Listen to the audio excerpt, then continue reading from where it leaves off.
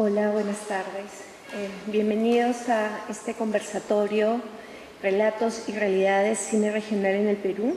Yo soy Zaira Espinosa, curadora de programas públicos del Mali, y en esta oportunidad estamos desarrollando este conversatorio en el marco de la exposición Rosa Barba, evocando un espacio más allá del cine, que ofrecerá la oportunidad de conocer y valorar el cine regional peruano, una terminología en cuestión que también vamos a abordarlo en este conversatorio, que se refiere a la producción cinematográfica que se realiza fuera de Lima, caracterizada por su enfoque en las historias, los paisajes, identidades, problemas específicos de las diversas regiones del Perú, incluso la lingüística y las narrativas locales que aborda. Este conversatorio busca destacar la influencia del cine regional en la cultura y la identidad peruana, y esperamos fomentar un mayor reconocimiento y apreciación a las obras cinematográficas, subrayando su importancia en el panorama audiovisual del país.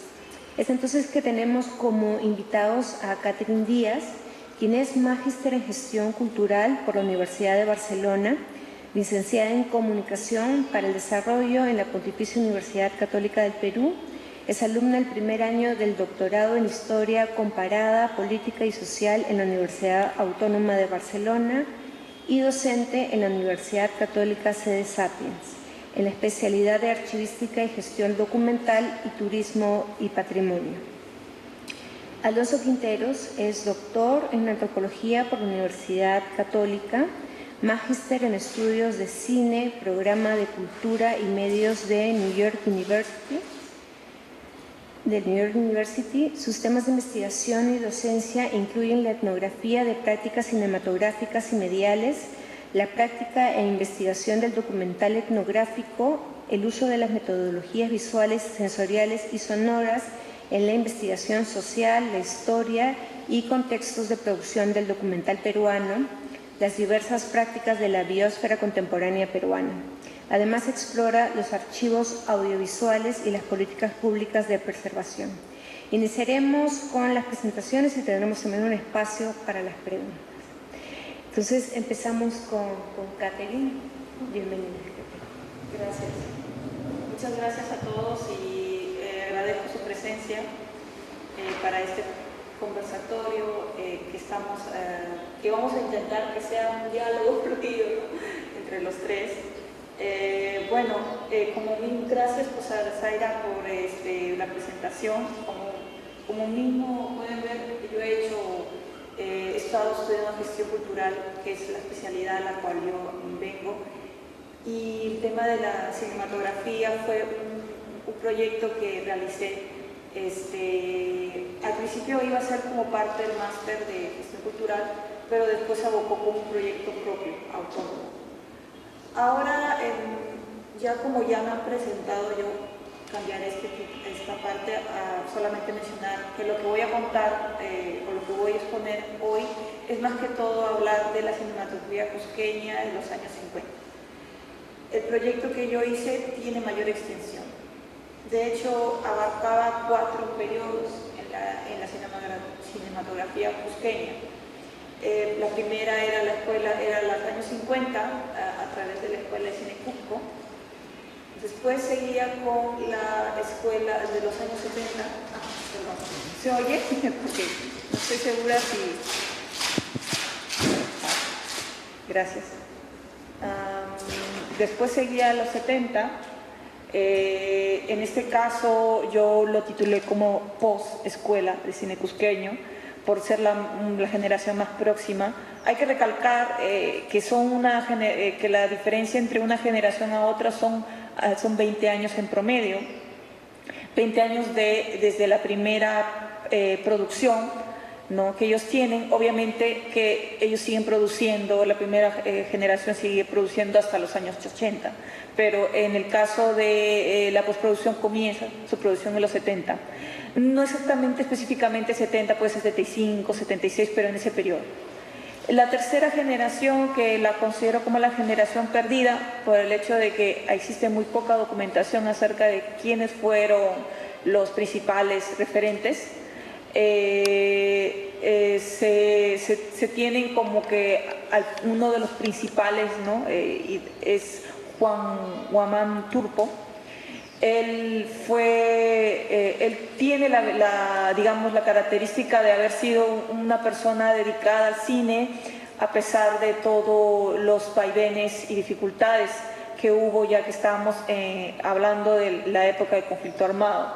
Entonces él me comentó en una anécdota que él trabajaba en otras partes, Chile, Argentina, se iba a hacer sus trabajos ahí y regresaba a Cusco cada cierto tiempo, ¿no? Eso lo hizo, digamos, mantenerse en la producción más tiempo que los demás. En cambio, ya en la última generación, que es la que yo llamo la generación del Bicentenario, porque es la actual, digamos, esta comienza su producción en 2010 y continúa obviamente hasta ahora, ¿no? La característica, digamos, de esta última generación es que ha tenido apoyo de los estímulos económicos del Ministerio de Cultura, por lo cual ellos pueden desarrollar producciones alrededor de unos 5 años en promedio, ¿no?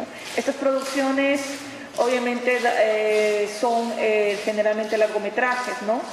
Y aunque generalmente tienen una fase primero de exploración a través del corto y después se lanzan a algo más amplio como un largometraje. La característica más similar o más común entre las 4 generaciones es que estas suelen trabajar documentales, ¿no? De tipo o enfoque etnográfico o antropológico. Como le digo, no me voy a andar mucho en el tema de las generaciones posteriores porque en esta ocasión me han pedido que hable especialmente de la Escuela de Cine de Cusco, por lo cual de eso me voy que sería la primera generación. Creo que lo más resaltante de este primer grupo es que digamos, influenció de manera indirecta a las siguientes generaciones. O eso era la hipótesis de mi tesis del proyecto, saber cuánta influencia tenían y cómo les afectó, ¿no? Esa influencia en sus producciones. Pero en líneas generales, ¿qué es la Escuela de Cine de Cusco? No sé si todos, algunos quizás probablemente no conozcan.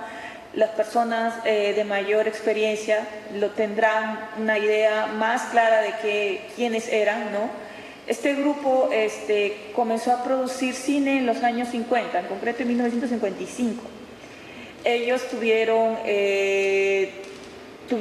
su principal apogeo a través de la proyección de la película Cuculí en 1961 y desarrollaron, digamos, diferentes líneas, ¿no? de producción. Pero ¿por qué hablar de la Escuela de Cine de Cusco en esta ocasión y por qué relacionarlo con el cine cusqueño? Bueno, ellos fueron los iniciadores como grupo del cine regional, o mejor dicho, del renacimiento del cine nacional en los años 50. ¿Por qué renacimiento? Porque el cine en general nacional había tenido una gran pausa debido a que muchas producciones ya no se realizaban por el hecho de que carecíamos de películas de celuloide. Estamos hablando de un periodo crítico, post Segunda Guerra Mundial, en la que muchas películas lamentablemente ya no tenían el mismo, ya no eran utilizadas para poder hacer producción.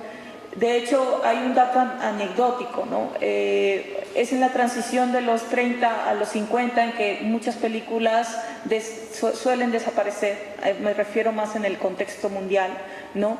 Y y por ser material con alto contenido de materiales químicos, son utilizados para hacer tacones o utilizados para poder hacer cualquier instrumento, material o herramienta con el uso militar.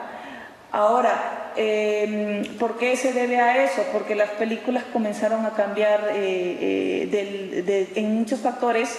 Se tomó en cuenta eso porque las películas tuvieron un cambio de paradigma, ¿no? De varios factores, ¿no?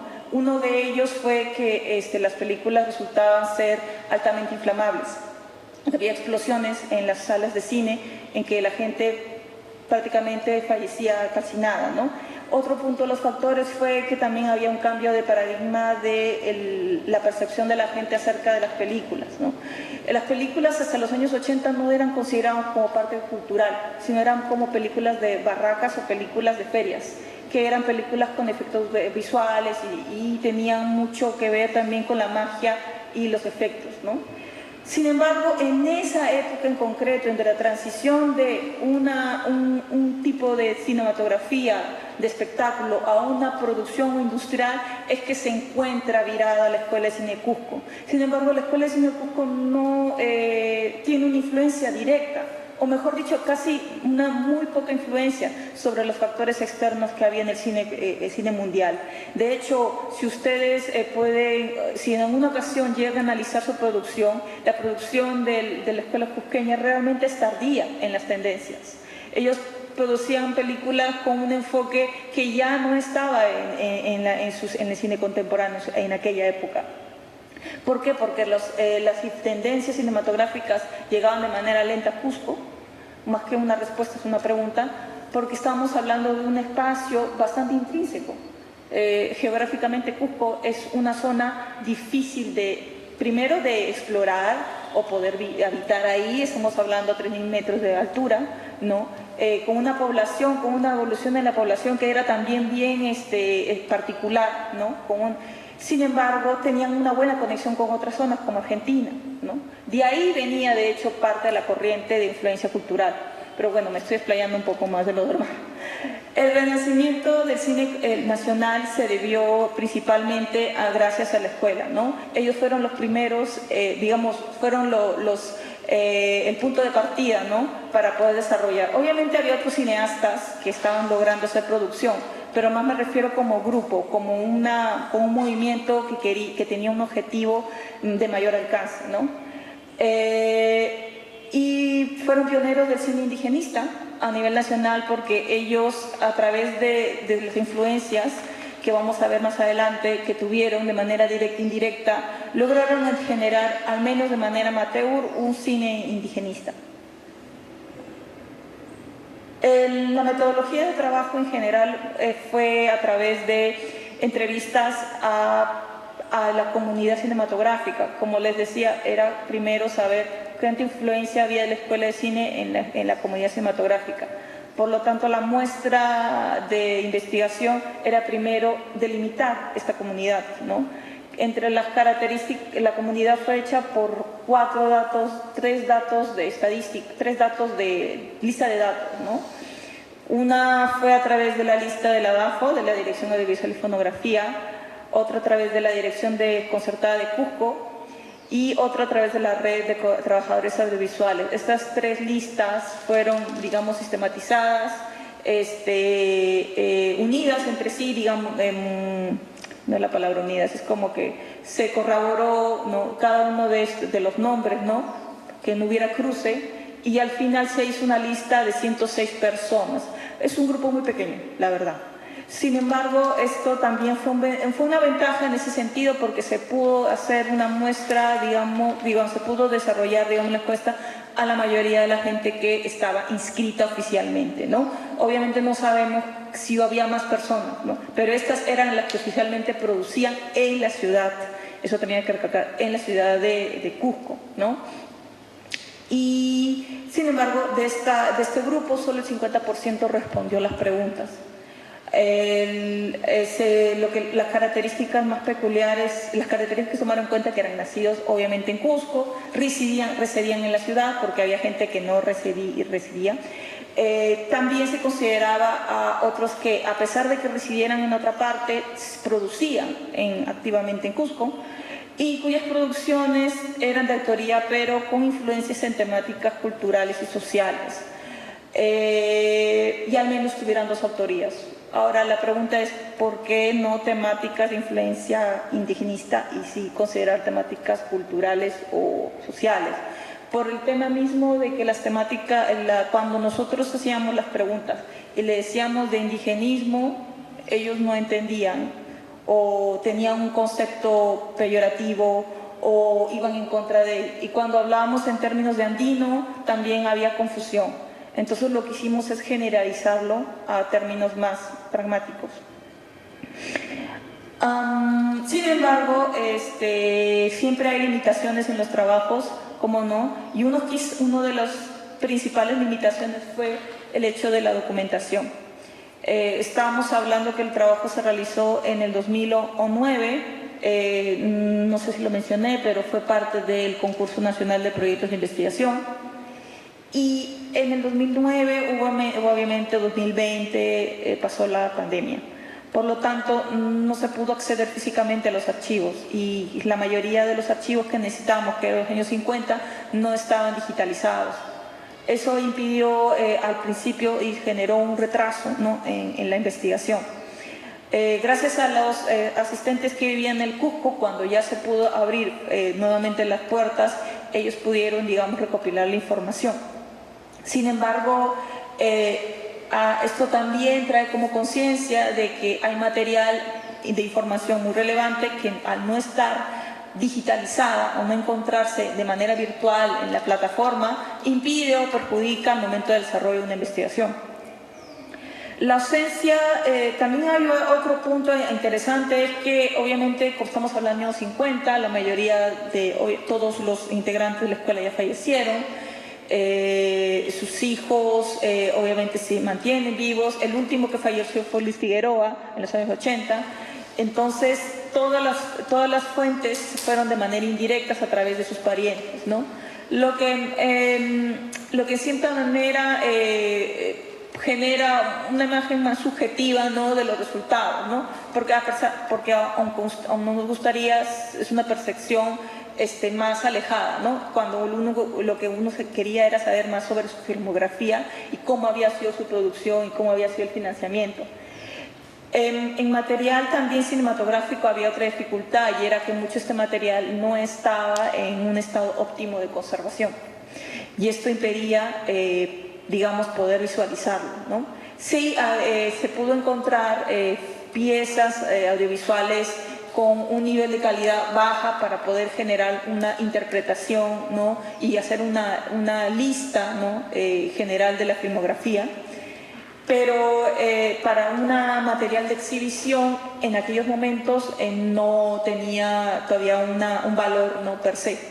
Sin embargo, gracias a los estímulos de preservación audiovisual de la DAFO, ya se pueden exhibir muestras, ¿no? Esta es una foto reciente de este año, de mayo, en que la familia Chambi ha hecho su proyección de uno de los cortos de Manuel, que fue uno de los integrantes, ¿no? También hubo un conversatorio de eulogio en Cusco, ¿no?, en otras fechas, lo que podemos interpretar como un resultado de que efectivamente ya se están exhibiendo, ¿no?, parte de la filmografía de manera de parte de los familiares, ¿no? Ahora, otro punto también es que como había parte de la información en aquella época en que no se podía visualizar, había carencias de identificación del documento, la manera más certera de poder hacerlo era corroborando la cinta con el contenido de la cinta con el contenido de la información bibliográfica. Sin embargo, al no poder acceder a la visualización, esto nos dejaba el trabajo, digamos, en una fase media, ¿no? Sin embargo, pudimos encontrar pudimos hacer esta tipología de 4 generaciones, desarrollamos la investigación desde otro enfoque, ¿no?, buscando, digamos, enriquecernos en otros puntos en que sí podíamos llegar al alcance. Ya en el contexto histórico, como me habían comentado hacer, lo digo de manera brevemente, no sé cuánto tiempo tengo. Sí, ok, me avisas cualquier cosa. Ok, en el contexto histórico, en la época de los 50, Cusco tenía una gran, bueno, no sé si la palabra es gran, pero tenía gran entusiasmo, interés, ¿no? Había un público cinéfilo permanente. Estamos hablando de que existían estrenos cada semana, había una cantidad de 5 a 6 cines. Esto es particularmente interesante, ¿no? Porque qué paradójico ha sido, ¿no? Porque ahora no hace menos de 5 o 10 años, porque fue la película de Franco Becerra, sí, fue la película de Franco Becerra el que hace la historia de Vientos del Sur, que él hace la primera premiere en el 2009, si no me equivoco, en el primer Cinemark, Cineplanet en Cusco. Después, estamos hablando después de 40 años, algo así, 40 años o más, ¿no? 50 años desde que había antes cines. Había 6 cines y después, de muchos años después, recién se reabre un primer cine en Cusco. Entonces, mi reflexión es la siguiente, es decir, ¿qué pasó con estos cines en los años 50? ¿Por qué no se mantuvieron, no? ¿Y por qué llegaron a tal punto que el consumo llegó a cero? Y recién después de 10 años, sí, porque cumplían los 60 años de Cuculi, ahora que me acabo de acordar, cumplían los 60 años de Cuculi, vuelven a abrir, llega a haber solo una cadena en Cusco, es decir, veamos una perspectiva del deterioro de la infraestructura, ¿no? De la exhibición cinematográfica actualmente, ¿no? Entonces, por ejemplo, eso es un punto interesante por investigar, ¿no? Ahora, sin embargo, hay que también aclarar que la Escuela de Cine de Cusco, que fue conocida como Cineclub Cusco en sus inicios, no era un cine comercial, sino era un cineclub. ¿Y qué diferencia entre un cineclub y un cine comercial? Pregunto, ¿y alguien sabe la respuesta? Normal. Bueno, en el cineclub tiene como objetivo la formación de nuevo público, ¿no? El cine comercial, lo que más le interesa es conseguir la mayor cantidad de audiencia, y la película no puede ser del criterio de la calidad que uno le gustaría, ¿no? Además, el cineclub, en este caso Cineclub Cusco, apostaba por películas independientes, apostaba por producciones propias, nacionales. Entonces, tenía esta característica, ¿no? Otro punto, y esto tiene que ver más que todo con el financiamiento, el Cineclub Cusco hacía pagos, los socios hacían pagos mensuales para poder mantener el cineclub. Este era uno de los medios, digamos, que tenía el cineclub para poder mantenerse a flote. Sin embargo, no fue suficiente, porque además hay que darnos cuenta de que en aquella época las producciones costaban muchísimo. Además, como les había comentado, había un Langi de cine que se había generado también majors industriales, ¿no? De mayor competencia, y el cine independiente, el cine de autor, como lo hacían los cineclubs, era muy difícil, ¿no? Desarrollarlo, ¿no? Trabajar de manera independiente resultaba mucho más caro y costoso, y mucho menos sabiendo de que estábamos en una ciudad que todavía no estaba formando una industria. Así que el Cineclub Cusco tenía también, aparte de la proyección de películas y la producción, que es uno de los puntos que más la gente lo encasilla, ¿no? Especialmente por la fama que tuvo Cuculí, también hay que aclarar de que también realizaba servicios de filmación al exterior. De hecho, parte de su producción, una de sus producciones, ahora mismo no me acuerdo el nombre, pero hay un corto que ellos hacen en que hacen un recorrido por distintas ciudades del sur de Andino. Y eso fue filmado como parte de una promoción turística. También realizaron, sí me acuerdo, Nieves, Sombra y Luz, que es una producción que hicieron para un doctor, Glicerio se llamaba el doctor, y él sobre el caso de la ceguera, la importancia de la ceguera en la salud. Esto fue también un servicio pagado. Ellos lo hacían con el hecho de poder autofinanciarse sus propias producciones. Era uno de los canales que utilizaban para la autoproducción, el autofinanciamiento. Sin embargo, hay que recalcar que también tenían el interés de fomentar los estudios de arte, ¿no? Y este punto en general, este punto último en particular, diría yo que tiene una influencia del neoindigenismo, y ahora lo explico por qué. Los estudios, solamente llegaron a publicar un libro, por cierto, ¿no? Sí, se abocaron más en la realización y en la exhibición. De hecho, hicieron 2 festivales de cine cusqueño,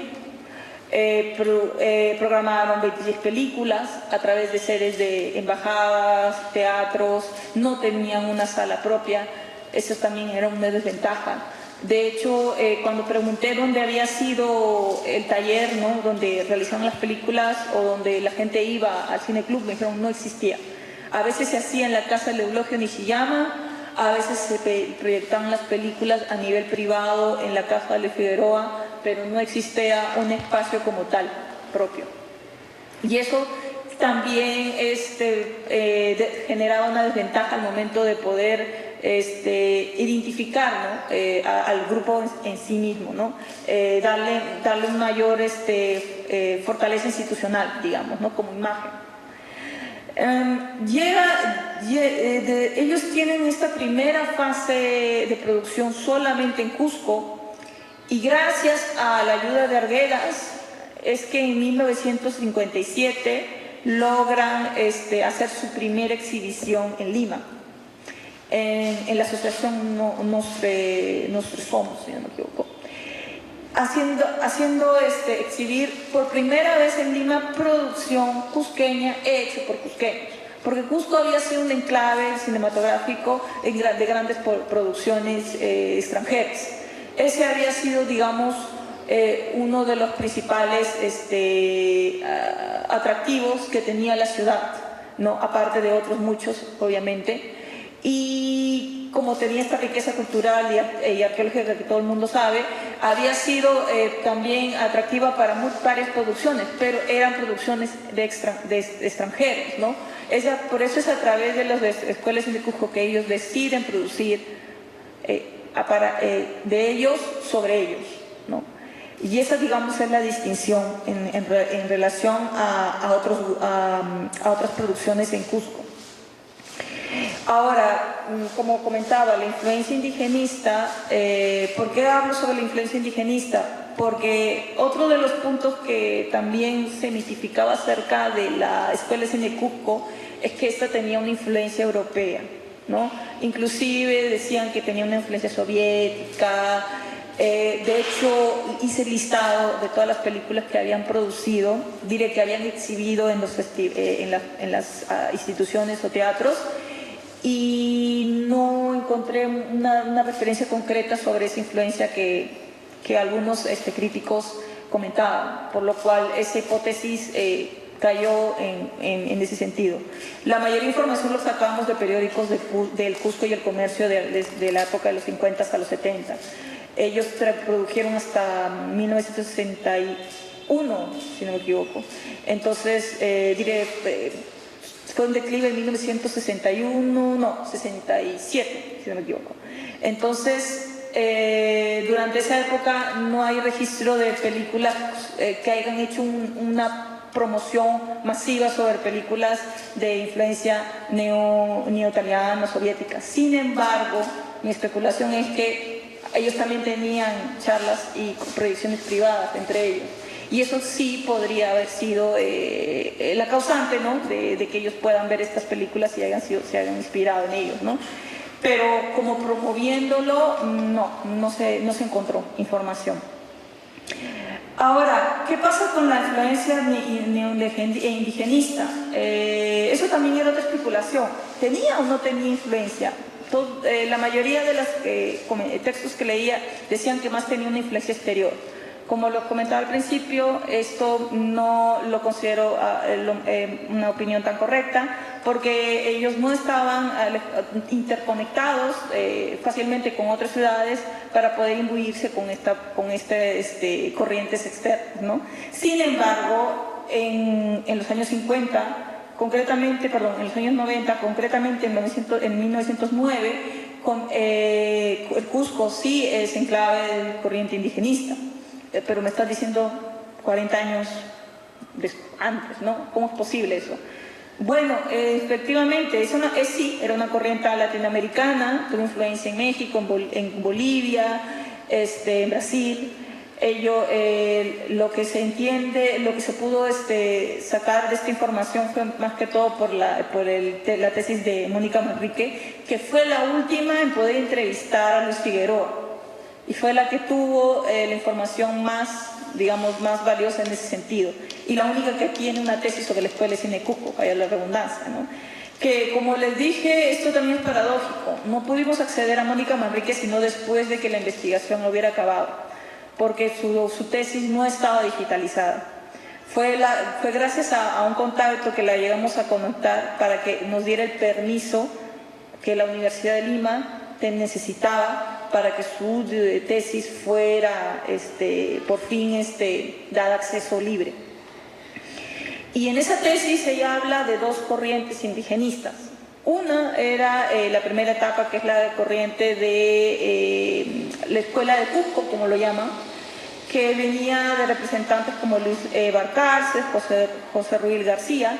Ellos venían de las áreas de literatura y filosofía.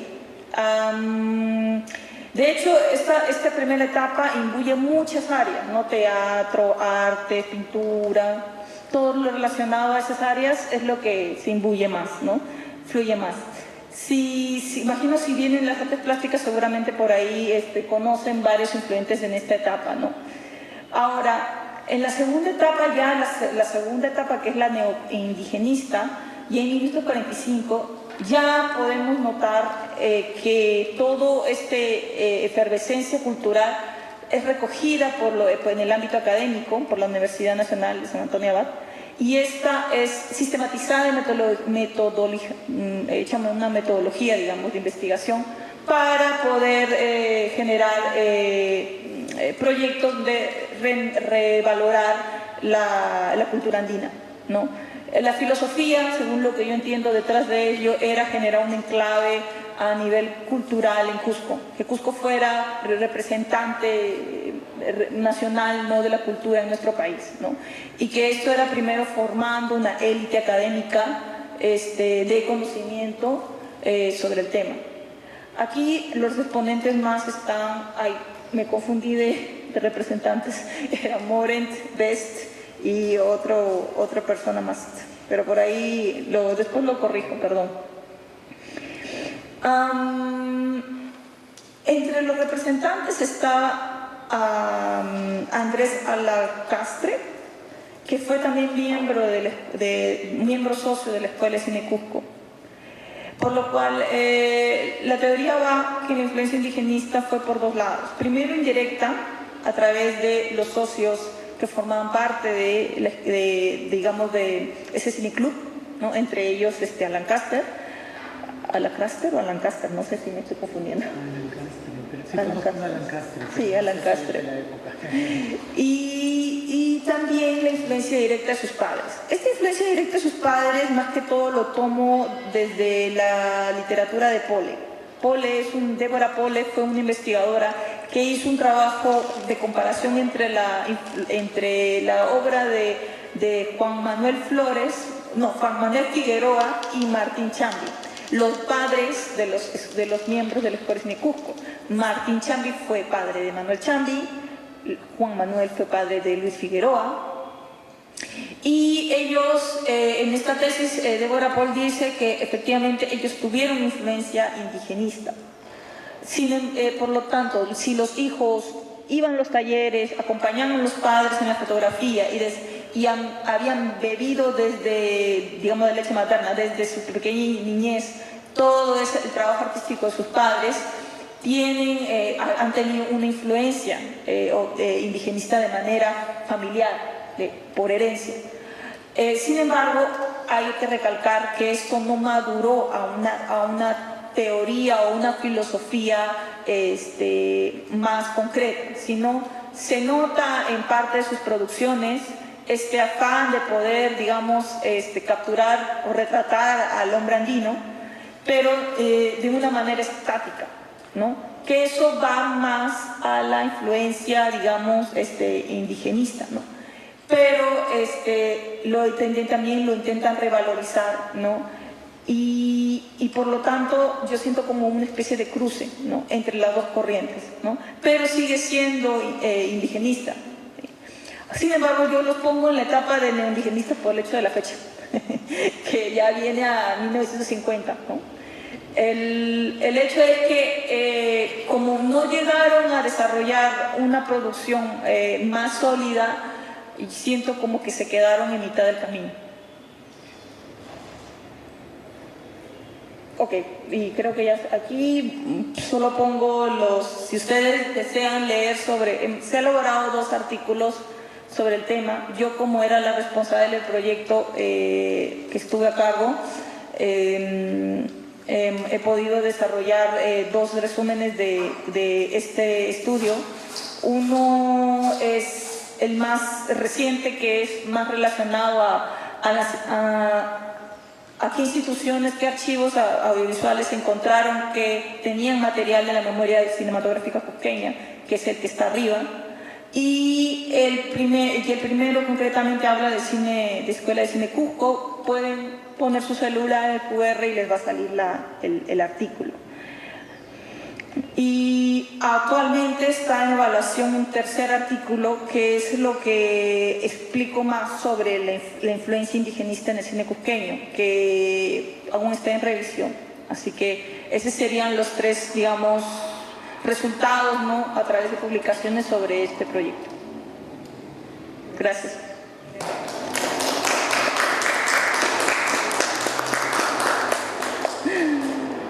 Disculpe primero por llegar tarde, el tráfico estaba arriba.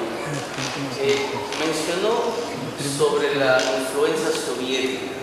Me llama mucho la atención porque estuve por allá viviendo 2 años en Rusia. Me gusta mucho el cine, ¿verdad? De vez en cuando me meto así a las partes culturales. Quería saber cómo es que el cine se desarrolló durante la época de Lenin y Stalin. Entonces me explicaron de que el cine estuvo muy controlado por cuestiones del socialismo y estas cosas. Entonces, como usted menciona de que hay una corriente indigenista que posiblemente viene de la época de la parte soviética, yo me preguntaba de qué parte, si todo estaba controlado. No, dije que no era soviética, que lo que pasa es que varios, al contrario, había varios críticos que afirmaban que sí, pero al momento yo hacer la lista de la programación yo no encontraba estas películas. Quizás sea porque estaba justamente controlada. Lo que sí parece entonces, había cierto tipo de producciones que trataban de representar lo que había pasado en la parte, digamos, asiática, de Siberia para la derecha. Toda esa zona pues ha sido conquistada por los soviéticos, por los rusos, por los soviéticos. Hubo muchas matanzas, destrozaron pues territorios indígenas justamente, toda la parte Mongolia, Kazajistán, Uzbekistán. Quizás por ese lado habría de repente cierto tipo de inspiración para poder hablar sobre lo que pasó en esa parte indígena para poder trasladarlo a América del Sur. Me imagino yo, no lo sé. Eso es donde hay mucha información que se tiene que profundizar, ¿no? Yo, como lo comentaba también Alonso y ayer a Zaira,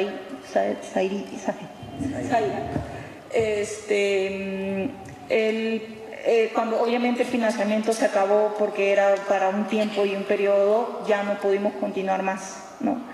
Y la continuidad es clave para que estos proyectos se puedan madurar, ¿no?, adecuadamente.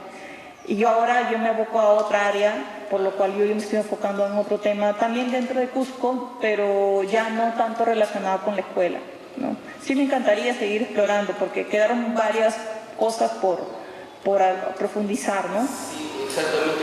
Como me llamó la atención por lo que mencionó, no pensé que quizás haya sido cierto que haya llegado ciertas influencias, porque justamente hubo ese escape de toda la parte soviética, la música, el cine, pues escapaba.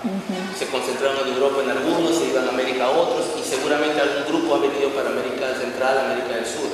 Ya con esa experiencia vivida de cómo fue lo que pasó en la parte indígena en esas regiones, me imagino que habrán tratado de ayudar, ¿no? Porque si usted ve, se pueden encontrar producciones realizadas justamente en el sur de Asia, en ruso, producciones antiguas, que explican justamente el tipo de vivir de estas comunidades, las culturas, ¿sí? Hay un montón, hay que saber ruso, ¿no? Porque si no entiende pues, lo que están hablando, pero sí es interesante lo que me dijo, no, sino que me llamó un poco la atención, no creí que había llegado posiblemente a Cusco.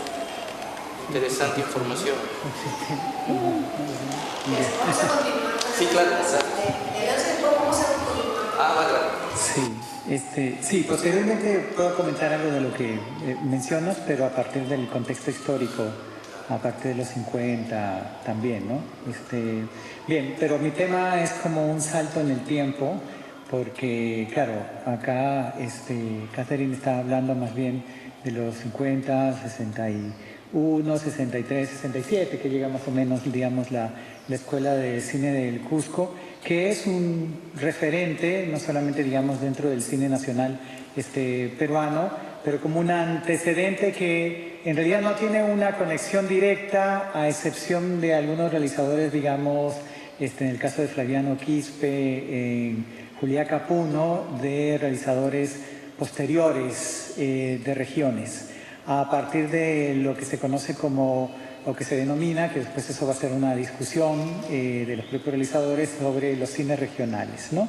Pero es una de las experiencias previas, digamos, la experiencia del Cine Club Cusco, pero junto también con otras experiencias que van surgiendo a partir, digamos, de ir indagando a partir de las investigaciones posteriores, como el trabajo también de Antonio Wong, digamos, en Iquitos, ¿no?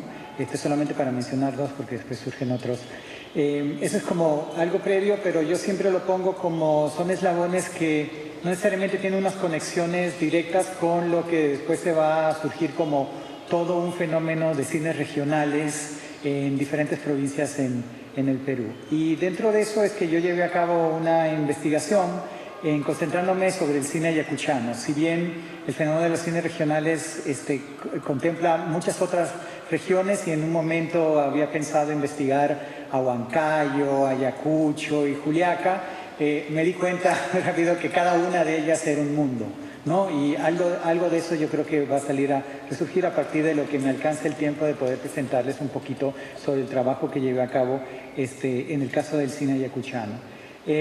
Bueno, la tesis que lleva la iniciativa entre tejidos de performatividades en el cine ayacuchano, no voy a concentrarme un poco en la cuestión más teórica, por qué performatividades, quizás lo voy a mencionar en algún momento, si a alguien más le interese lo estaré buscando, es más bien darle un panorama sobre qué es lo que contempla, digamos, el cine ayacuchano, algunas problemáticas que están dentro, que he identificado dentro, digamos, de este tipo de producciones, y qué es, al fin y al cabo, el cine ayacuchano para personas que no conocen este tipo de producciones, porque al fin y al cabo, sí, inclusive las películas de mucho tiempo anterior, que no han podido digitalizar, estas películas que son más recientes, de los 90, 2000 en adelante,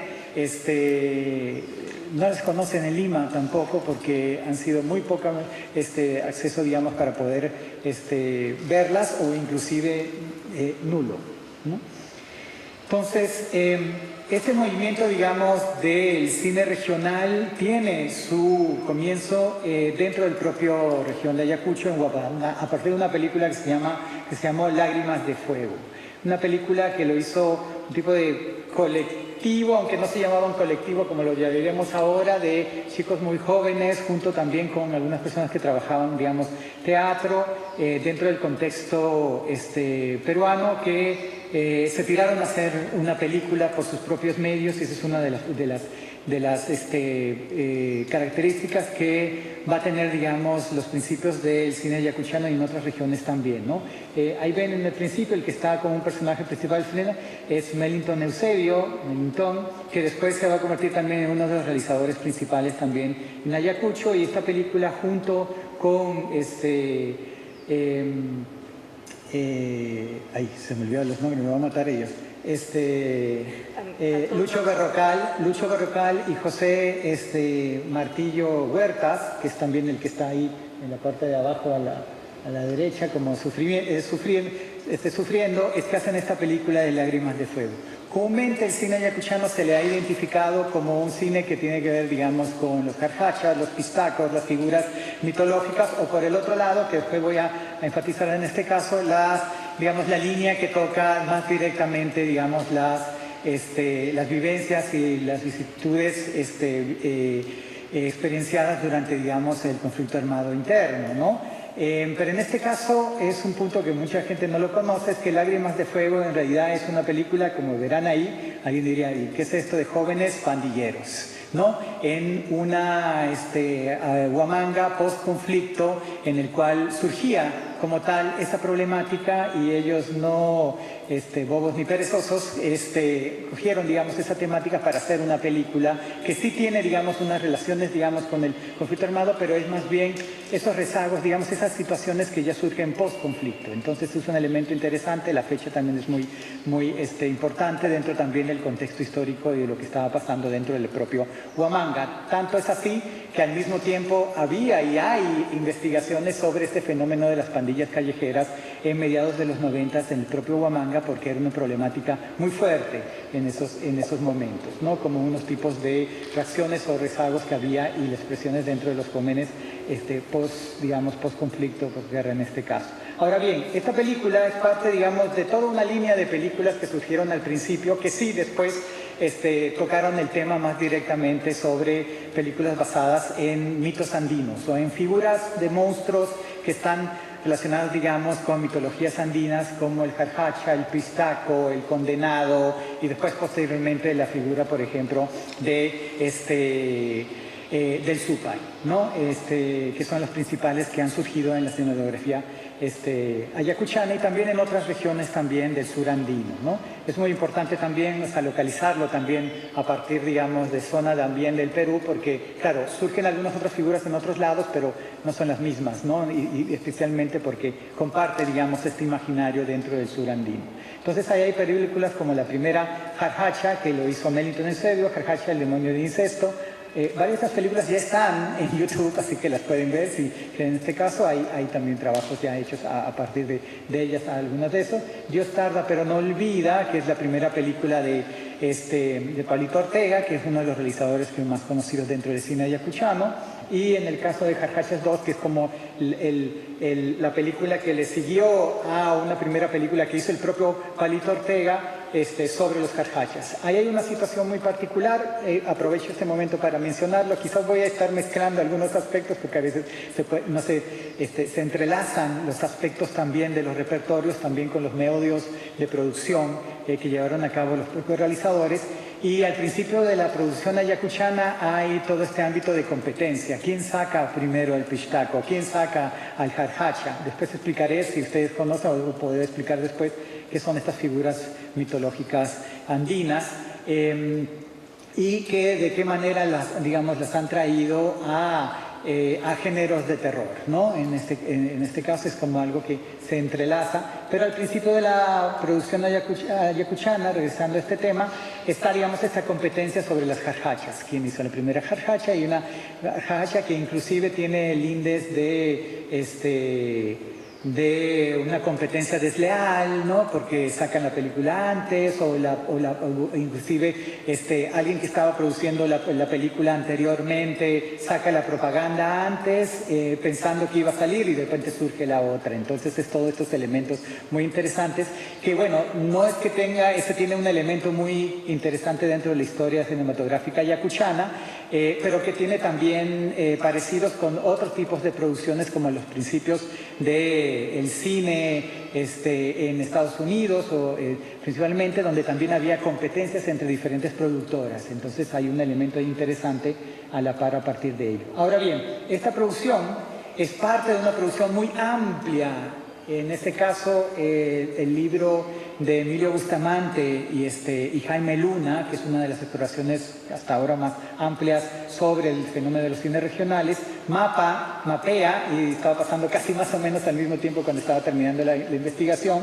Ellos publican más o menos en el 2015, más o menos ahí yo estaba terminando trabajo de campo.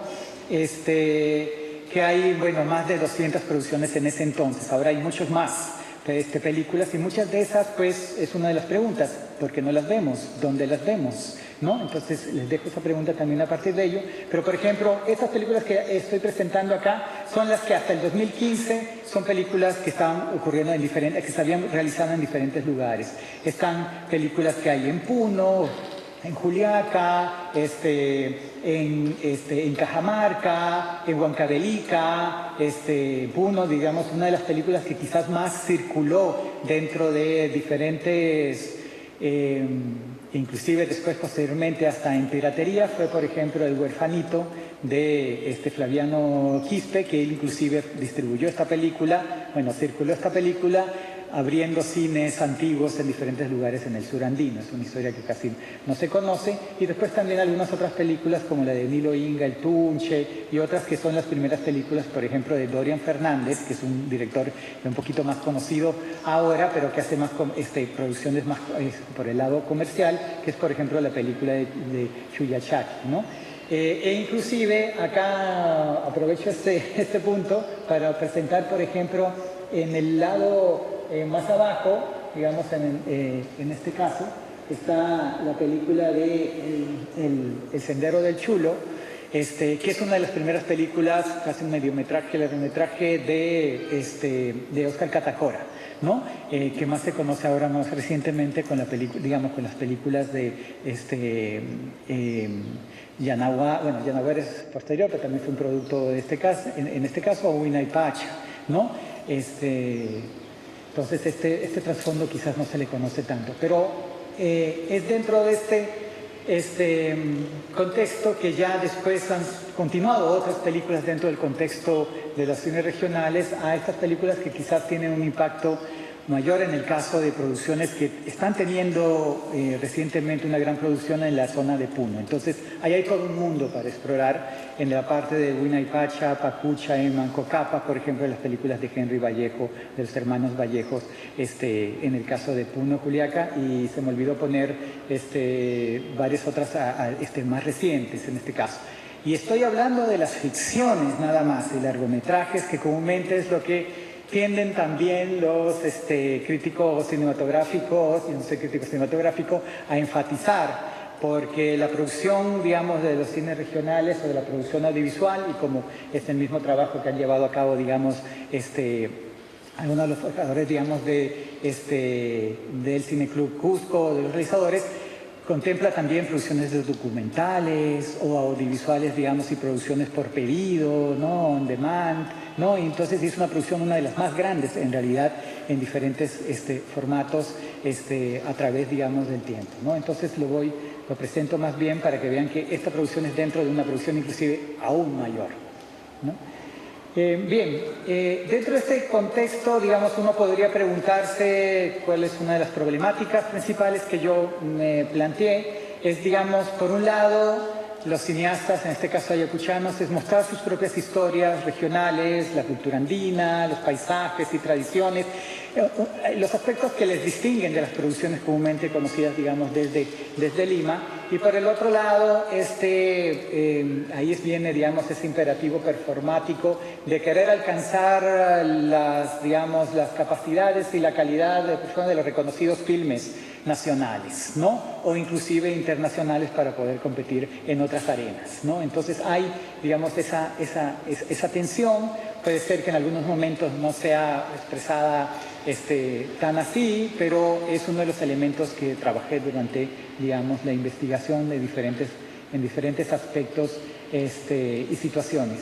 No voy a explorar acá la visión teórica, pero solamente les presento que, claro, exploro tanto la performance cultural, o sea, los aspectos, digamos, de los repertorios culturales que estas películas iteran dentro de sus filmes, los aspectos organizacionales de cómo organizan las producciones, cómo las llevan a cabo, cuáles son las tensiones que llevan a partir de eso, y lo tecnológico, que también es un elemento muy importante de las producciones, o digital, en este caso, sobre qué cámaras se utilizan, por qué han utilizado estas cámaras, qué es lo que siempre buscan a partir, digamos, de esta fetichización también de la cámara, pero cómo esto también digamos, va a la par o en contra, digamos, de los elementos de querer, digamos, mejorar sus producciones cada vez más, ¿no?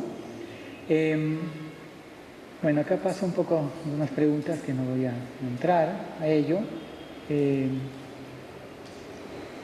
Un poco, debería pasar de otra forma, pero para que no vaya problema.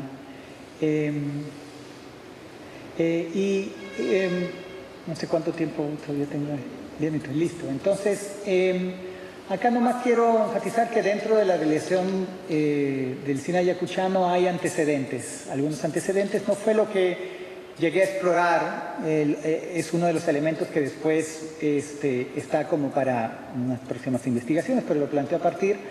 Uno de los antecedentes es un propio filme de Lalo Parra, que es también uno de los realizadores que yo le di seguimiento, y es un filme que él siempre menciona, es uno de los elementos que comento dentro de la tesis, de un filme en Super 8 que hicieron como parte de un proyecto dentro de la Escuela de Bellas Artes con Felipe López, sobre, digamos, la relación que hay entre diferentes estudiantes que vienen de diferentes estratos socioeconómicos, pero el filme, como muchos filmes en el Perú, lo mandaron a revelar y nunca regresó. Entonces nunca editaron nada, entonces es como una historia que está ahí.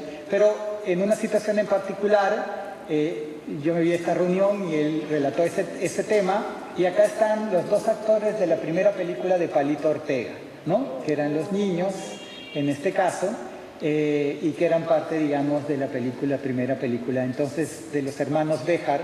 Entonces se conecta, digamos, dos puntos de ciertos comienzos de la producción ayacuchana, pero antes de eso también se menciona el trabajo del Toro Guevara, que es una persona que trabajaba para la televisión, o nuestra televisión en Ayacucho, que hizo estos programas de televisión que la gente veía, inclusive al aire libre, en televisores. Eso me lo contó Luis Berrocal, y al sonido de las balas, pues salían corriendo para sus casas, pero que les atraía, digamos, las primeras películas, digamos, y que ellos después juntó esos capítulos y los convirtió como en unos primeros filmes, pero que los presentaba un poquito después, que fue Vicio Maldito y Elme, en este caso. Algunos aspectos sobre los modos de producción. Uno de los elementos que caracterizó, digamos, el cine ayacuchano al principio es, digamos, esta noción del director como pulpo, o sea, que hace todas las fases. Puede ser actor, puede ser productor, está haciendo maquillaje, está haciendo cámara, en este caso, versus, digamos, lo que después ya impone, digamos, ciertas características del trabajo técnico cinematográfico más profesional, que es la división de roles, ¿no? También, al mismo tiempo, este elemento, digamos, del contexto ayacuchano, hay un elemento de improvisación y flexibilidad que es muy grande versus, digamos, la planificación previa, que a veces se toman para poder hacer un proyecto, y quizás si alguno de ustedes están envueltos en algún proyecto, están esperando por fondo, están esperando, digamos, a tener técnico, como que nunca termina, digamos, de hacer, y siguen buscando y así, para hacerlo mejor. En el caso, digamos, de ellos, pues se tiraron a la piscina, literalmente, ¿no? Sí, claro, algunos elementos, digamos, a veces falta de guión, o digamos, no se basaban a partir de un guión, a veces escaletas, a veces lo estaban haciendo mientras estaban filmando la película, pero al mismo tiempo es esta flexibilidad y, digamos, lo que yo llamo, a partir, digamos, de otros trabajos que trabajan, digamos, con textos no tan parecidos, pero también de producciones en otros lados, en África, por ejemplo, en otros contextos, es, digamos, esta forma de poder al mismo tiempo usar recursos existentes, no una precariedad creativa en este caso. Entonces, poder llevar a cabo lo que tienen para poder llevar a cabo, pero al mismo tiempo esto también los pone en una tensión, porque al mismo tiempo quieren hacer las producciones de mejor forma, ¿no? Y eso ya es una necesidad de capacitaciones, ¿no? Hay otros elementos ahí que no voy a entrar, y un poquito para entrar a algunos de los aspectos sobre algunos de los realizadores. Lalo Parra fue uno, digamos, de las personas principales en las cuales yo le di seguimiento.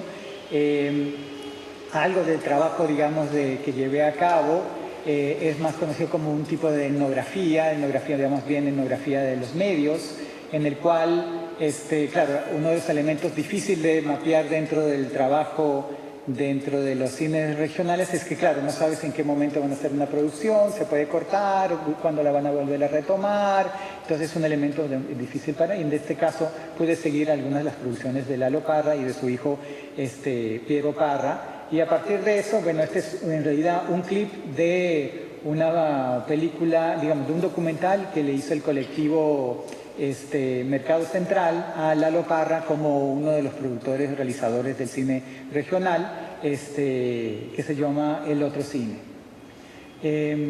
Bueno, este es un aspecto sobre, digamos, su característica así como de John Ford, ¿no? De las películas del Spaghetti Western, ¿no? Y acá está más bien Piero Parra, que está en el medio, en una actuación, digamos, en una escena que están armando, y en este caso es interesante, ¿no? Es un aspecto que sobrepasa mi tesis, y más bien fue una escena que hicieron más bien en Lima. Entonces ya sobrepasan solamente la filmación, digamos, en propio Ayacucho, sino también filmaciones en Lima, en Jesús María, y esta es parte, digamos, de esa en realidad, ahí me he equivocado, es parte de otra película que se llama Ana María de los Ángeles, pero la primera película, digamos, que hacen juntos ellos es una que se llamó Pueblo Maldito, y si ven por ahí, ahí aparece también Alonso Quinteros, entonces como actor dentro de la película, entonces parte también del trabajo de observación participante en el caso de estas películas. Y en el caso, ahí yo estoy haciendo, disculpen, otra vez aparezco, Ana María, la voz del valor, y este es más bien para que vean un poco, en ese momento las películas ayacuchanas comúnmente se presentan en el Teatro Municipal de Ayacucho, que en sí, eso es otro tema que trabajo en mi investigación, que me lo topé en ese momento, no era algo que me había planificado anteriormente. Es un espacio que es como un teatro, pero ellos tienen que rentar todos los equipos, para poder también a veces tienen que pagar, toda la cuestión, y en ese momento estaba en refacción, entonces tenían que presentarlo. Si ustedes conocen Huamanga, esta es más bien la entrada del Centro Cultural de la Universidad de Huamanga, y ahí entonces ponen un póster, que es una de las utilizaciones que hacen. En este caso es una segunda película que estaban haciendo, Ana María, la voz del valor, más por un tipo de un melodrama, ¿no? Aunque tocaba algunos aspectos sobre el conflicto armado, terminaba siendo melodrama sobre una cantante de folclore, que es una cantante de folclore, Ana María, en este caso, y como verán, quizás pueden detectar ahí algunos actores conocidos de algunas de las series de televisión. E inclusive está acá Juliana, no sé si están ahí a la izquierda, está la actriz de la película del Grupo Chasqui, Juliana, y bueno, no falta Lalo Parra en este caso, entonces como que unen varias. Otro de los realizadores, sí, es una segunda generación, aquí debería haber puesto a Piero Parra también, junto con Piero Parra, Juan Cambordas, podría ser una segunda generación que surge a partir de los primeros realizadores que salieron a partir del principio, que serían más bien Melitón Eusebio, José Martillo Huertas, Palito Ortega y después Melitón Eusebio, pero después estos que son más jóvenes, Piero Parra y Juan Camborda, serían como una segunda generación, y él ha realizado películas. La primera película que realizó es Frágil, es una película que no va por ninguna de las temáticas que les acabo de mencionar, es más bien tres historias a la Amores Perros, sobre vicisitudes de cómo viven, digamos, la modernidad dentro del contexto ayacuchano, en propio Huamanga, estos jóvenes entrelazados con algunas otras cuestiones. Y después sí toca el tema, digamos, de conflicto, claro, no directamente, otra vez es el post. Entonces es interesante, que estas películas es como el post, siempre están haciendo una referencia. Son las películas más bien de Palito Ortega y las que realizaban también Lucho Berrocal junto con Huertas, las que tocan como que recrean aspectos, digamos, de conflicto armado interno, pero las otras es más bien trabajan en post, ¿no? Las secuelas, literalmente acá en este caso, sobre un ex comando que trabaja como vigilante en una casa, ¿no? Entonces, y así como en Shining se vuelve un poco, ¿no? Entonces, una película más reciente que hace son Los Infectados, que es más bien como si fuera el apocalipsis zombie en Huamanga, entonces ya ven otro tipo de referentes que están teniendo. Otro de los realizadores que están desde el principio, desde la película Lágrimas de Fuego, es Lucho Berrocal, que también trabaja en la televisión y después termina ayudando a varias personas a hacer sus películas como camarógrafo.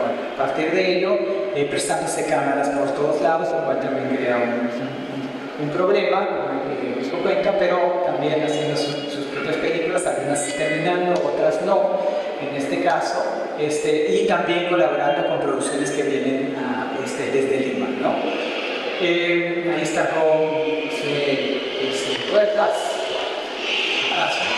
y se le conoce algunas películas que ellos realizaron como Body Films, son Gritos de Libertad, en este caso, que es una película interesante porque es como desde la perspectiva de una senderista, película, y después Mártires del Periodismo, que bueno, es en mi caso ciudadano.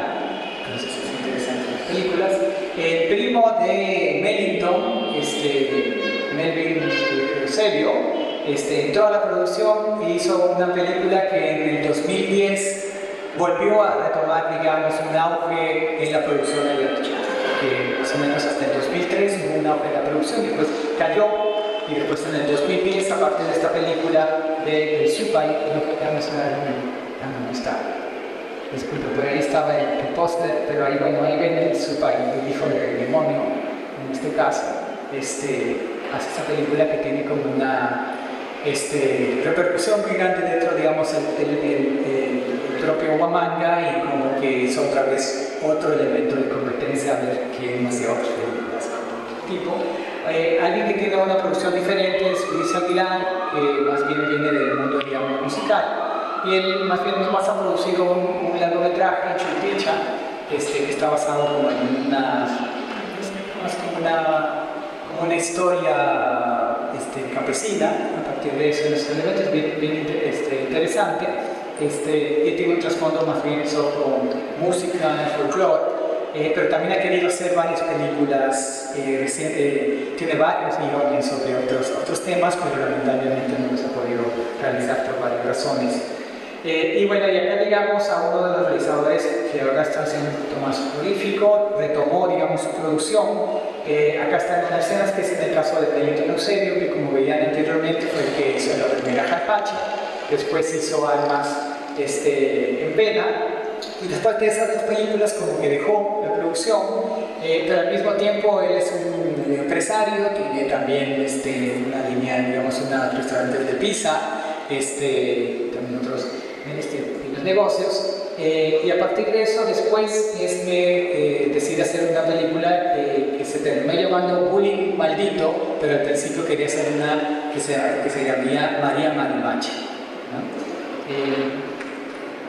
Aquí está Bullying Maldito, acá pasó muy rápido en este caso, que es una de las últimas películas que yo pude, digamos, darle seguimiento en el 2015 y que volvió a tener, digamos, una repercusión dentro del ámbito de la censura, dentro de Huamanga, digamos, de las presentaciones. A veces las presentaciones las hacen como un preestreno, ¿no? Hacen un preestreno, ven a ver cómo es la reacción de las personas y comienzan a cambiar la película de una manera y luego hacer una película de nuevo, ¿no?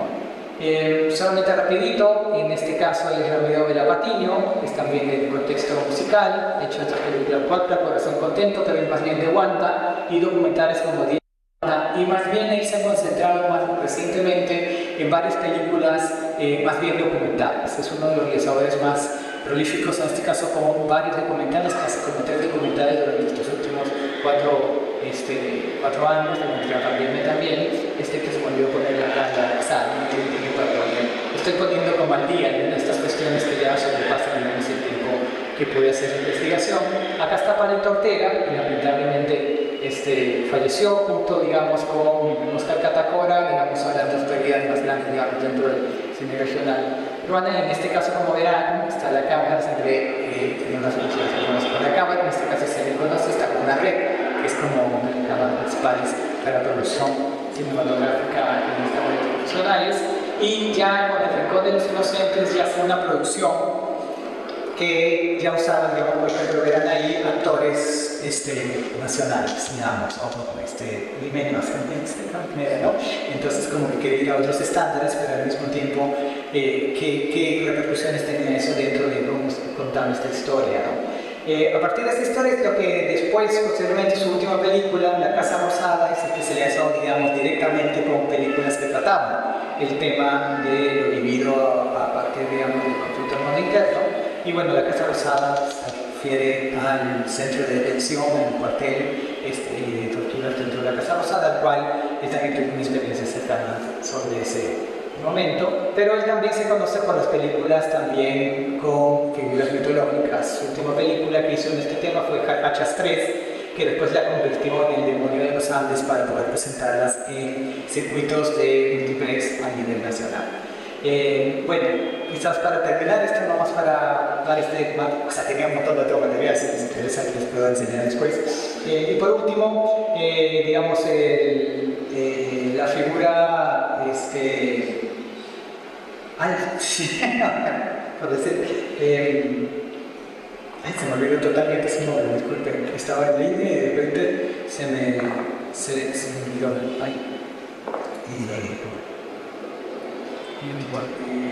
Jaime Pacheco, que no es un realizador como tal, pero como tuvo una formación, digamos, de camarógrafo y trabajó, digamos, para varias ONGs, terminó trabajando como camarógrafo y editor de varias de estas primeras películas. Creo que Jarjacha también es editada, primera Jarjacha por Jaime Pacheco, y después él apenas realizó una película más recientemente que coincidió casi al final de la película que él estaba hablando así bien lento. Él estaba haciendo esta película, digamos, en 2014, 2015 en este caso, que se llamó El Pacto, y era ya más por esta figura, digamos, del demonio, del diablo, ¿no? Que comenzaba a surgir a partir, digamos, del Supai, como otra de las figuras que comenzaban a surgir en diferentes películas a partir de él, ¿no?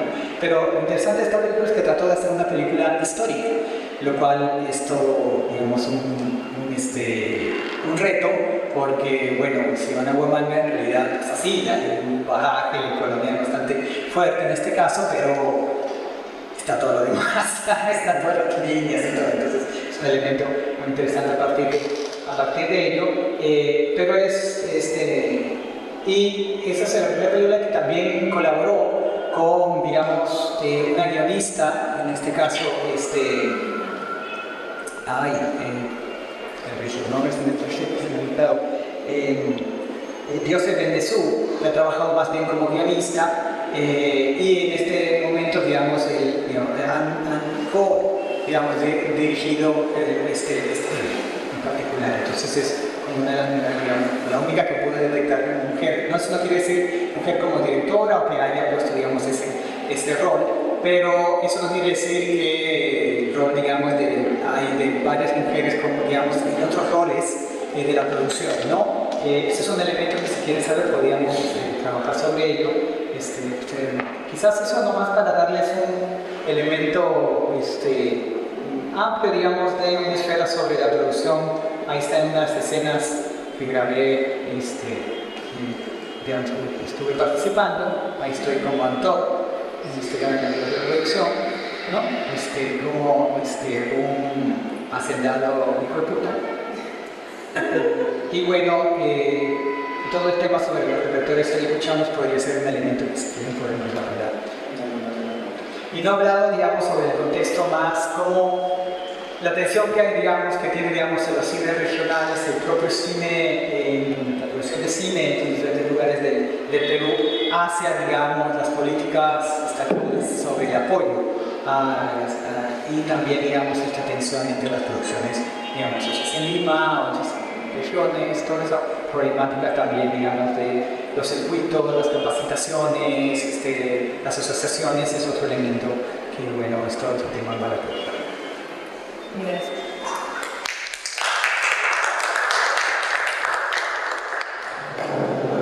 Bueno, no tenemos mucho tiempo para preguntas, pero sí quería mencionar que estos conversatorios se están realizando en el marco de la muestra Rosa Barba, evocando un paso más allá del cine. Y de hecho, durante el trabajo de producción de la exposición, nosotros desde el Mali nos tuvimos que acercar también a la biblioteca de la Universidad Católica, porque justamente dentro de la muestra, si han llegado a visitarla, tenemos dos proyectos que incluyen proyectores de 35 milímetros, 16 milímetros, que son una tecnología analógica que se ha usado pues, muchas décadas atrás y que nosotros, porque no estamos especializados somos un museo especializado en cine, hemos tenido que acercarnos justamente a esa tecnología y el trabajo y el apoyo que hemos recibido con la Filmoteca de la Católica ha sido muy importante. Es ahí donde nosotros hemos tenido conocimiento de todo el material que tiene la Filmoteca. Un depósito de depósito de varios films, ¿no? Que muchos de ellos están en una zona restringida, incluso porque se están deteriorando, son químicos que se están, ¿no?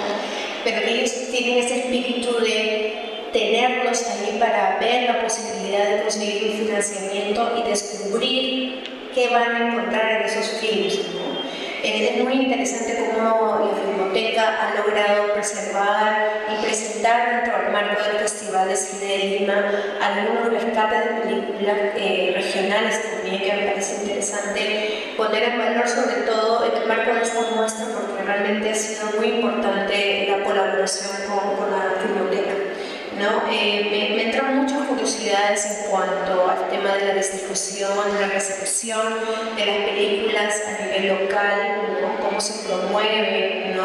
Y cómo también esta realización independiente, ¿no? De los cineastas, si bien tiene esta restricción presupuestal, le da ciertas libertades creativas que también me parece interesante rescatar, ¿no? Porque imagino que ha fomentado una corriente estética, una corriente que puede identificar, digamos, a cada escena, ¿no? Sin ánimo de englobarnos todas en un solo frasco, pero que es algo que no recibimos por temas de circulación quizá en Lima, ¿no? Esto que menciona Alonso de toda esta producción hecha de los 90s, me da mucha curiosidad saber cómo llegamos a ver estas películas. Entiendo que muchas de ellas están ya en YouTube, ¿no?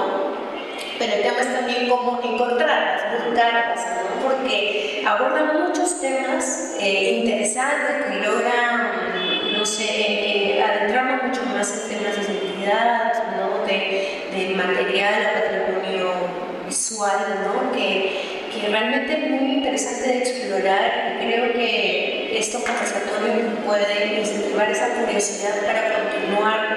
Con alguna línea de verme, conocer a estos cineastas, ¿no? El año pasado, Oscar Catacuarro, me parece que fallece en plena realización de la película. Entonces, realmente es eso, cómo conocer a estos productores, estos realizadores, que pese a toda esta precariedad, ¿no? De la industria, logran producir este tipo de proyectos, ¿no? Y realmente es muy destacable. Entonces, también me interesa mucho el tema del legado, ¿no? Y de cómo se va desarrollando a nivel local también cine, ¿no? Y producción, porque como hay algunos incentivos de la data, pero ahora la misma escena, el mismo, incluso estas leyes que se estaban promoviendo el año pasado también, que en vez de promover, realmente estaban reduciendo el presupuesto también la realización. Entonces también estamos nuevamente en una escena precarizada. Y bueno, no sé si hay una consulta del público, alguna duda. Sí, estamos hablando de una consulta si piacciono. Las películas están hechas a toda la industria de quechua, sobre quechua. Y la otra pregunta es qué tanto ha cambiado un poco de Bollywood, de horror, japonés o europeo, o mexicano, en estas temáticas. No es ninguna, pero digamos, qué tanto pesan, qué tan cercanas son las portadas que vemos a la película en cuanto a estética. Sí. Bueno, a ver, hay varios puntos. A ver, varios de los realizadores sí tienen referentes de películas de terror a nivel nacional, entonces sí he visto varias cosas, en parte de eso también han sacado, juntado a partir de ellos. Sí, es un cine de de género desde el principio, con esos elementos, pero que mezclan con digamos, estos mitos andinos. Ahora, sí, en algunos elementos inclusive hay trabajos que les explican un tipo de gore andino en una de estas primeras películas. También por los tipos de efectos que tienen, ¿no? La manera más artesanal de hacer algunas cosas, etc., ¿no? Este es un elemento, digamos, interesante que va cambiando hasta la película, digamos, de Hacha 3 con Palito Ortega. O sea, yo estuve en la filmación, digamos, de esta de Pueblo Maldito, en el cual el realizador Pierre Parra estaba maquillando y poniéndole, digamos, el efecto, digamos, a una persona para que estuviera sangrando, ¿no? Con Q-tips y con algodón, etc. Y en el caso, por ejemplo, de Palito Ortega para la figura de Hacha, yo estaba trabajando con una animación CGI, o sea, con un tipo de animación, ¿no? Que cuando la presentó la primera película le pareció a la gente que era como un perro. Le dijeron, no, ¿qué es eso? No, es más bien un hombre lobo, ¿no? Es una hacha, ¿no? Entonces, van, digamos, teniendo estos referentes y tratando de entrelazar, digamos, con las películas. ¿Qué tanto referente más sobre el cine japonés como así abiertamente lo dicho, digamos, en el caso cuneño? No tanto, pero se han visto películas a partir de ello. Pero esos referentes, por ejemplo, la propia Willy Maldito, a veces, o sea, le relacionan algunos de los elementos, ese es uno de los elementos, digamos, del Emilio Bustamante con la primera carga, ¿no? La famosa carga de los 70.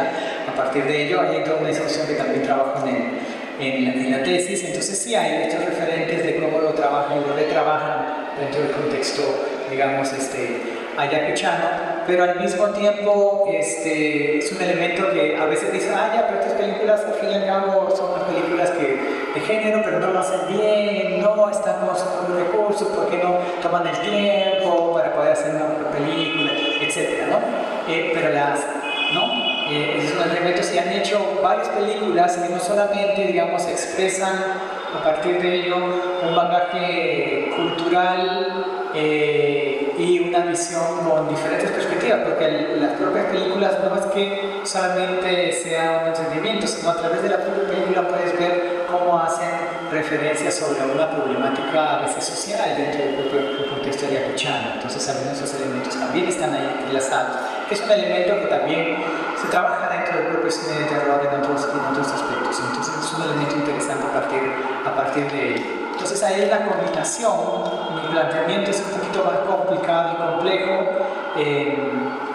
que estas figuras, digamos, vienen de referentes que inclusive vienen desde atrás, porque por un lado las figuras mitológicas aparecen en otras artes dentro del propio contexto ayacuchano, por un lado, y por el otro lado es también una de las figuras que, digamos, son más reconocidas dentro del propio contexto peruano, e inclusive yo podría ser hasta migrantes, etcétera, porque no sé si alguno de ustedes recordarán, yo como tenía acá en ese momento, en los 80, ¿no fue? Final de los 80, no sé, 86, 7 ahora, el caso, por ejemplo, de Bishtak, que desaparecía, digamos, en los pueblos jóvenes, ¿no? A partir de, entonces es como que muda esta figura en diferentes elementos. Entonces es un elemento interesante que surge a partir de estas películas. No sé si te contesté.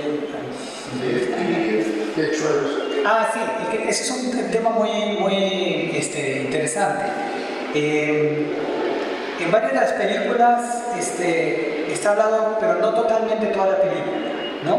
Entonces es como que hay personas que hablan en quechua, pero no toda la película está en quechua. Hasta ahora no hay ninguna película, que yo sepa, sobre película. Sí hay cortos que están totalmente en quechua, pero una película así completa no. Lo cual es interesante porque también es quizás pensando en un público más amplio, no sé si era por ese lado, pero al fin y al cabo algunas de estas películas estaban pensando para un público, como dirían ellos, y esto es una discusión más popular, ¿no? Películas que también, hay todo un tema ahí sobre recepción y públicos que quizás estás preguntando, que yo me topé, que no llegué a explorar tanto, porque por ahí no iba, digamos, pero estaba dentro del ámbito, digamos, de exhibición, dentro del teatro principal, en el cual nos daban películas que eran un poco más populares, inclusive una película que no era ayacuchana, destinada a los pobres, pero era una película, un melodrama hasta no más, que estaba con familias enteras ahí, y familias que en el centro provenían de las afueras de Ayacucho, ¿no? Esas familias que emigraron a partir, digamos, del conflicto de sus propios pueblos y que llegaron a Huamanga, son las que también, digamos, tienen ese acervo dentro de estas vicisitudes, estas prácticas, y por eso querían, digamos, identificar en alguna de estas películas, ¿no? Entonces, ese es un elemento interesante porque, claro, a diferencia de las películas que, por ejemplo, claro, Huaynapacha se trata también con una película de todo en Aymara, ¿no? La primera película, o sea, largometraje de ficción, es Cupuli, pero es totalmente mucho tiempo atrás. Entonces, es un elemento interesante, o sea, que tanto no hay una película completamente en quechua, y ahí, solamente rapidito, en el caso de Lucho Aguilar, tenía una película que era un musical y que todo cantaba y todo era en quechua, pero había un problema: cómo le presentas un proyecto que está en todo quechua. Bueno, en el caso de Catacora lo han podido hacer a jueces para que pudieran entender, entonces él tenía esa dificultad, inclusive de cómo hacer una carpeta de producción para poder presentar un proyecto que obviamente lo que estaba haciendo. Ahí un poco más fuerte, pero quizás es un elemento interesante sobre qué es el rol del quechua dentro de estas películas. Sí, justamente estaba escuchando aquí, interesante lo que comentas sobre los factores que se entrelazan, sobre cómo se desarrolla la cinematografía durante todo el tiempo, se va adaptando a las sociedades, se va acomodando a todo lo que está pasando, ¿no? Pregunta curiosa, es que tienen por si acaso datos estadísticos que reflejen el tipo de persona que va a ver estas producciones, los años que tiene esta persona, porque creo que es importante saber a quién están dirigidos. Los temas son importantes, pero creo que la percepción, por ejemplo, si me ponen ahí el bullying maldito, por más cosa linda que tenga detrás, personalmente soy de la generación X, a mí no me va a llamar la atención de ir a ver. Entonces yo creo que ahí de repente puede haber un tipo de conflicto entre lo que quieren presentar y cómo las personas reaccionan o perciben esa presentación. No sé realmente si la industria cinematográfica en el Perú tenga ese tipo de estadísticas para saber cuántos hombres, cuántas mujeres, qué edades, quiénes van a ver qué tipo de película, porque en función a eso podrían de repente ir ajustando un poco. Recuerden que nosotros somos el público. ¿Sí? No sé, esa es una pregunta, de repente me da esa estadística. Quizás ahí también se toca el tema. Ahí quizás le dejo a Catherine para que explique un poquito esas cosas en algún momento, pero solamente para presentar, digamos, en el caso de Ayacuchano también hay que tomar en cuenta cómo se presentaban estas películas desde el principio. Entonces, no había un box office como digamos, en el característico, digamos, de los multiplex o de los servicios comerciales. Sí eran presentaciones comerciales porque sí lo estaban pagando para poder entrar, pero no es que llevaban, digamos, una categorización. Los recuentos están basados a partir de lo que los realizadores mismos pueden contar con las personas que en algún momento fueron a las presentaciones. Yo en un momento, claro, era como que ya están basados estos recuentos, de repente me di en cuenta a partir de estas películas que estaba ahí y me di cuenta, digamos, que la situación con público y la exhibición era más compleja. O sea, había películas en las cuales había línea de personas alrededor de la cuadra, como hacían los recuentos de las películas como Shahach, etcétera, que se podían presentar 2-3 veces durante el fin de semana, el sábado y domingo, Bermud, noche, etcétera. Y ya pasaba eso, inclusive en el 2015, 2016 en este caso, pero también películas en las cuales vi y era yo y otra persona, nada más. Entonces, y después otras películas en las cuales ya la presentación era como tratando de hacer como si fuera la presentación más oficial, la que inclusive lo único que le faltaba era la alfombra roja, partir de ello me estoy tomando fotos, etcétera, ¿no? Gente también ayudándote a donde sentar, un teatro oficial, entonces es algo de lo que noté. Pero el punto a lo que voy es que a pesar de que digamos no hay esos elementos del box office, hay que tomar en cuenta, esa es una visión más etnográfica, medios, estos recuentos de los directores y los recuentos que yo también me he topado a partir de ello, porque dan cuenta, digamos, de la acogida de las personas. Quizás no contestan exactamente el elemento que tanto estadístico puede argumentar sobre cuántas mejores, cuántas personas llegaron, digamos, al punto. Es una dificultad, inclusive hasta para el propio cine peruano, en salas comerciales alrededor del Perú, es una... Gracias, Francisco. Sí, es que esto es lo que se llama audience management, o como lo llamamos en el Perú, estudio de públicos. Y respondiendo a la pregunta, sí, efectivamente hay datos estadísticos. Si tú buscas, googleas Ministerio de Cultura, consumo de cine, audiovisual, vas a encontrar dos publicaciones. Una, si no me equivoco, hecha en 2016-17 y otra en 2019 al 20. Eso sí son pre-pandemia, obviamente. Por lo cual, muchos de estos datos ahora ya han cambiado radicalmente debido al auge de las plataformas de streaming. Por lo tanto, varios de estos cálculos ya no se reflejan con lo de la realidad que estamos viviendo en estos instantes, ¿no? Pero eso también tiene que ver con las políticas culturales que tenga el Estado, ¿no? A través de los lineamientos, a través de la política nacional al 30, ¿no? Los datos estadísticos en general del cine son muy generales, ¿no? Por ejemplo, habla sobre el tiempo libre de la población, el perfil, ¿no? Un dato curioso es que la mayoría son gente de edad trabajadora, de 20 a 30 años, ¿no? Porque tienen mayor capital, mayor capacidad de gasto. Eso podría ser una de las razones. También porque tienen tiempo para poder, digamos, tener mayor disfrute. Sin embargo, es el punto clave de la parte de distancia, el costo de transporte o gastos externos para poder llegar al espacio y el hecho de la falta de centralización, ¿no? Lo que impide que muchas de las personas no logren ver.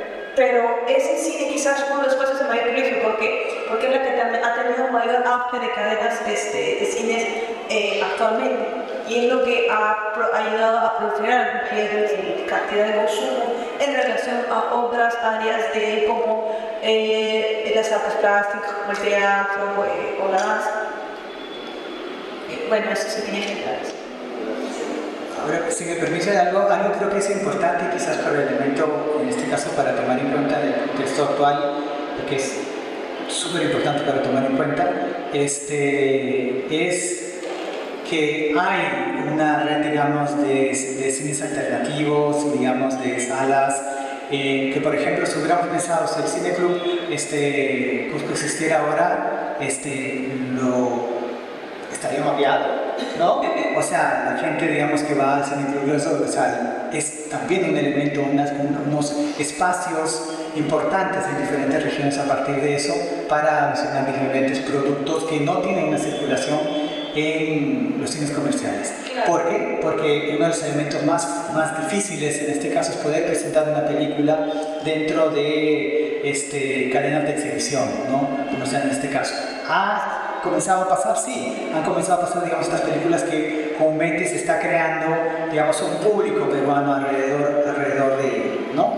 Pero ahí sí yo abogo en que una parte sí cubre la cuestión estadística, pero a partir de los elementos que se piensan como tal a partir del box office, y esa es una noción gringa, o sea, a partir del marketing, ¿no? En este caso, y otros son estos otros circuitos en los cuales hay que dar cuenta no solamente de las personas, de cómo se abogan, digamos, otros tipos de cinematografías y espacios cinematográficos en diferentes lugares en el Perú. Y déjenme decirlo, yo acabo de regresar, digamos, de trabajo de campo en Cusco y en Trujillo, tengo pendiente también ir para algunos lugares, digamos, Quitos, y era más concentrado a partir, digamos, de la producción de documental, de cineastas, y hay toda una movida que, si bien el Ministerio de Cultura a través de DAFO sí algunas cosas ha mapeado, y también ha sido gracias por los incentivos de DAFO a partir, digamos, de salas de cines que existen, y ya comienzan a existir estas salas alternativas para poder presentar películas que tienen muchas dificultades, o inclusive cortos, que son la manera en la cual se crean también nuevos cineastas en estas salas, porque eso no tiene cabida en cines comerciales, ¿no? Digamos, en multiplex a partir de eso. Eso no quiere decir que no se está abriendo por el lado comercial, sí, pero hay todas unas dificultades, y por el otro lado también eso se está abriendo porque ha habido, digamos, ese apoyo a partir de ello, de esa política. Entonces, el plantearse disminuir o borrar programas con todo y que hay unos problemas a partir de esas propias políticas es digamos, ponerlo en tabla rasa a la producción, digamos, cinematográfica nacional, cuando ya están surgiendo varias iniciativas que han podido surgir a partir de diferentes lugares. La dificultad es como muy fuerte, porque cuando ya no tienen, digamos, fondos o dificultades a partir de eso, son ricos, ¿no? Comienzan a desaparecer en este caso, y terminan desapareciendo, digamos, esa diversidad cultural de diferentes manifestaciones culturales y cinematográficas alrededor del mundo. ¿Podría Sí, respecto a lo que comentaba Alonso, que me parece muy acertado, solo aclarar que existe el programa de gestión cultural para la formación de a través de los tipos de cinematografía, y la que ayuda a estas salas alternativas. Segundo, yo considero que más que el hecho de que sea una sala alternativa o una sala comercial, es más que todas las políticas nacionales que se implementen. ¿Por qué? Porque, por ejemplo, en otros países se implementa la cuota de pantalla, que es una alternativa muy eficiente para generar una mayor obligatoriedad a las salas comerciales a poder darle un espacio propio a las películas nacionales. Sin embargo, este tipo de políticas obviamente tienen que ser bien dialogadas y concertadas. Sin embargo, actualmente en ciertas salas comerciales, ¿no? Cinepolis, Cinemark, por ejemplo, sí dan un paso a las películas nacionales, pero la verdad les pregunto muy curioso, no sé exactamente qué criterios tienen, ¿no? Qué tipo de incentivo, qué tipo de cooperación o convenio tienen con las empresas productoras. Pero sí se puede ver que existe, digamos, de manera informal esta generación de consensos. Bueno, eso era lo que iba a comentar. Bueno, lamentablemente tenemos que terminar nuestra conversación, que de hecho da para mucha discusión, ¿no? Pero quería agradecer nuevamente a Catherine y a Alonso por esta conversación, e invitarlos a nuestro próximo conversatorio, que sí se va a enfocar en cinematecas, el próximo miércoles 12 de junio, también a las 5 de la tarde, en la televisión, el ingreso gratuito, y bueno, muchas gracias por su asistencia. Gracias.